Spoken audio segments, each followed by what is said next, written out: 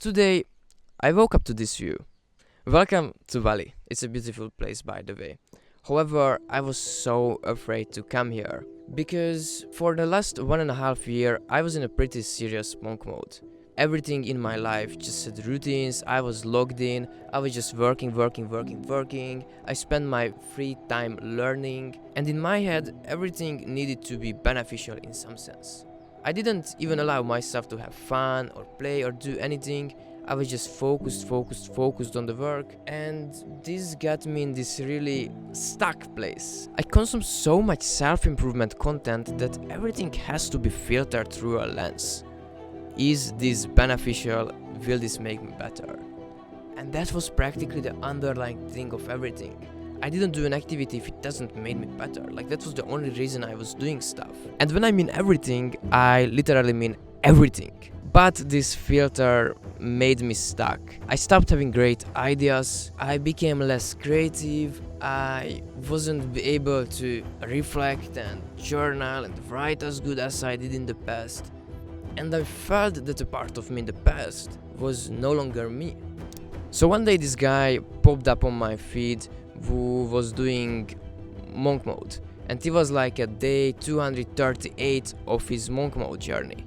I just saw the video and I was like, that's interesting.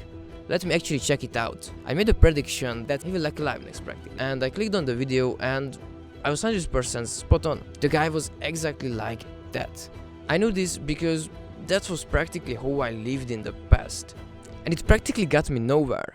So I decided to reverse engineer at this point the times when I was doing so much better, when I achieved so much more and made so many more business connections, I was making more money and all this type of stuff. And I realized that at that time I was just sharing stuff, consuming stuff, allowing myself to be more creative, more playful.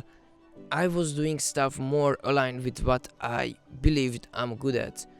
And I personally didn't try to fit myself into a box. I was just freely sharing stuff on the internet that I personally like.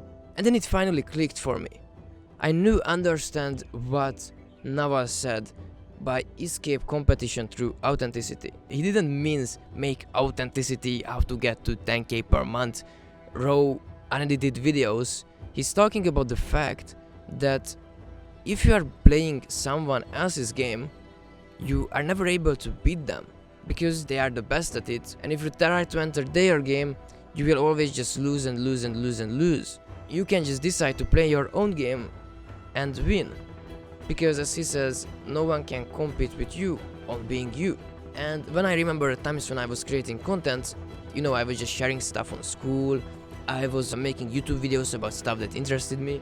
I started to attract just the right type of people around me who were thinking the same thing. And because I didn't have this filter around me that like, yes, the video has to be around this topic or something like that, I actually attracted the right type of people. So practically I was playing in my zone of genius, and now I entered into a playing field where everyone else was playing. And the competition became massive. And everyone there was just parroting the same authority, using the same tactics, and when they were creating content, they were just saying the same thing as the current authority. No unique thoughts. Everyone that was following a certain type of person became an NPC. Just as a side note here, I actually see the same pattern. Like, I can practically see someone who watches Hamza, for example. I can just be like, oh yeah, he's watching Hamza. It's like practically they are just saying the same ideas, they have the same tonality. I can kind of do it with all creators. But it's like, imagine if your whole personality is like you just watch a creator and you have no unique thoughts. You don't think about like, do you believe this thing? You don't believe this thing? Do you think he's right? You don't believe he's right? What people in monk mode are doing is they are self-isolating themselves, working, so their creativity is at zero, and now this creator is brainwashing them. And the problem is that they are not creating their own thoughts, they are not thinking for themselves. If everyone who listens to says, go this way, and you have no creativity, you are just focused and you are just in execution mode, then you are just like, you are practically an NPC, you are a robot at that point. That's why I had to step back and just personally think about the fact that like, what I'm doing, is this monk mode thing, is it even beneficial for me anymore? I personally realized that, what I required me to get from 0 to 1 is not really what requires me to get from 1 to 10. And what I believe is required to get me from 0 to 1 is more like, execution, work. But what's required you to get from 1 to 10, actually coming up with good ideas and creating something cool, because at that point you were building up leverage, and now you have leverage you can use, either in a form of money, either in a form of people working for you, either in a form of content. Now you build up the skills. For example, I'm in front of this camera. I'm not sure how many views this video will get, honestly, but like, I already built up some skill set to talk in front of the camera, so the video will probably get some views. And also I build up leverage in form of capital and stuff like that, so I can use that. So I believe at that point it's much more important to focus on being unique, standing out. And if you want to be unique, if you want to stand out, the answer is not really to self-isolate yourself, strip yourself from all the fun in your life, and just brainwash yourself with what the latest business influencer guy is saying. Imagine that person starts creating content. What interesting, unique, useful insight that person has? Nothing. They have no they have no unique thoughts.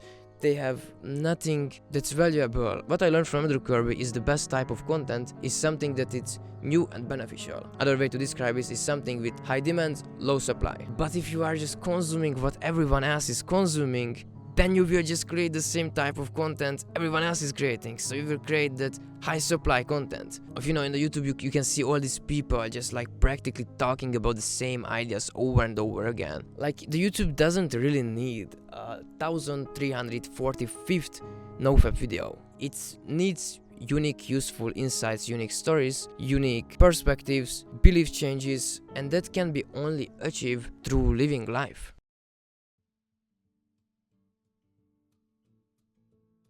I think Steve Jobs actually talked about this, which is like, the best work is when your lifestyle and your work is kinda like in sync, like they are working together. It's not like two separate things. And that's kinda how it is to be an entrepreneur. My time outside of work is practically contributes to my day doing work. So it's like, if I go out and like I have a new story to tell, then I can come back and tell it to you guys. And that's more valuable than like consuming 10 of those latest YouTube videos and just like parroting them. You have to go out and create memories and create stories, so you have something valuable to say. And even if like you just go out and there is no stories, and just by the change of environment, the change of stuff, now you actually can think a little bit differently. Now you can think a little bit outside of the box and not have that tunnel vision. So that's the first way of what I would do.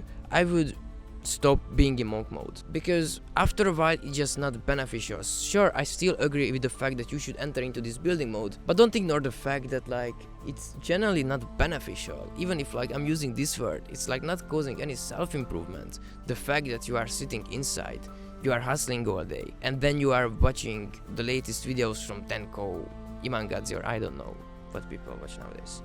But you get it, it's like, it's not helpful, because then you will be just a parrot. So the second way to develop more uniqueness, more creativity, is by playing more. Let me explain what I mean by this. I believe our brain has two parts. Like, one is like more this like focused monk mode, soldier type of mode, execute, you don't think much. And there is this other part of the brain that is like childlike, wanting to have fun.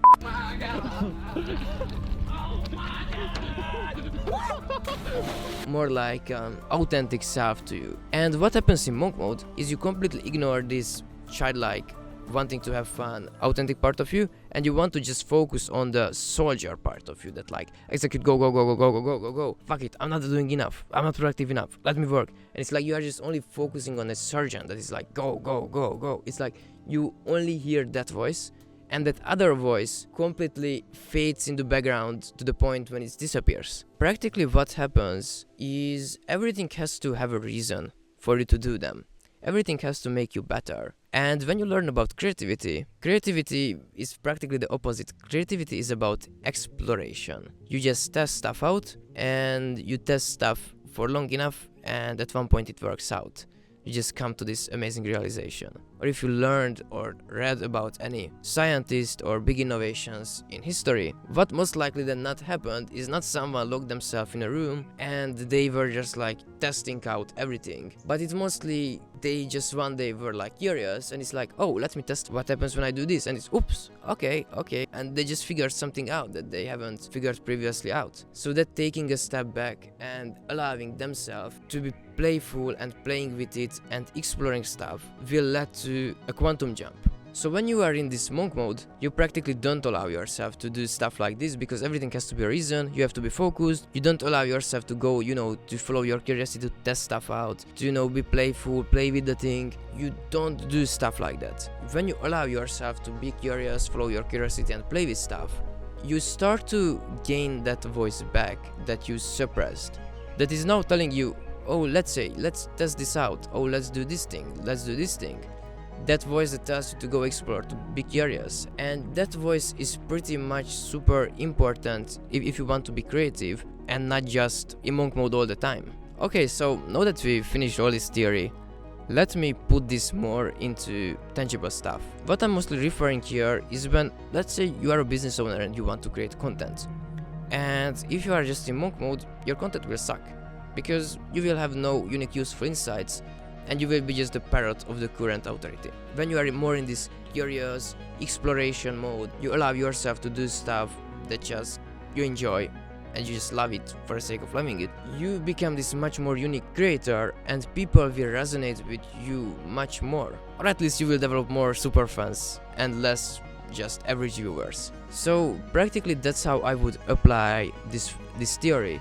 Is like, if you already have a business that has some leverage and you are not that required to be there in a day-to-day operation, you are in a point when your main goal is developing unique useful insight and coming up with valuable ideas, and you don't do that by hustling in front of the computer. So try writing more, try just going on more walks, follow your curiosity, and when you hear that voice in your head that says, oh, I want to do that, and then another part of your brain is like, oh yeah, but this doesn't make any sense, just go do it, because the more you do it, I believe the more creative you become and the more unique ideas you will have over time. Okay, so that's it. If you enjoyed this, please drop a comment to let me know if you would like this type of videos, what you would like to see from me next time, and yeah, if you just little bit support, that keeps me going and keeps me motivated to keep creating this content. So thanks for watching. A comment and a subscribe is appreciated, and see you in the next one. I was Ben. Bye bye.